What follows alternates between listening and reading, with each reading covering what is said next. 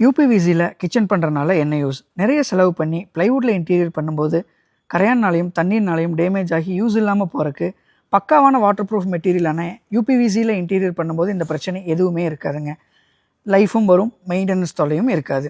கரையான் தண்ணீர்னால் எந்த டேமேஜும் ஆகாது.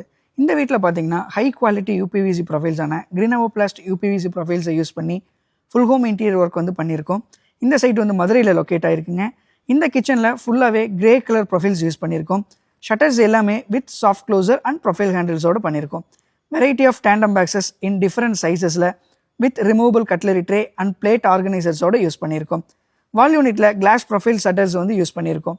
இந்த ஸ்டோரேஜ் யூனிட்டில் பாருங்கள், ஃபுல்லாகவே கஸ்டமைஸ் ஆப்ஷனில் பண்ணியிருக்கோம் கிளைண்ட்டோட யூசேஜ்க்காக. ஸோ இந்த மாதிரி கஸ்டமைஸ் ஆப்ஷனோட ஒரு ஸ்டோரேஜ் யூனிட் பக்கவான குவாலிட்டியில் நம்மளால் பண்ணிக்க முடியும். இது எல்லாமே நம்ம யூசேஜுக்கு தகுந்த மாதிரி பண்ணிக்கலாங்க. இதுலேயும் ட்ராயர்ஸ் அந்த கிளாஸ் ஷட்டர்ஸ் எல்லாமே நம்ம கொடுத்துருக்கோம்.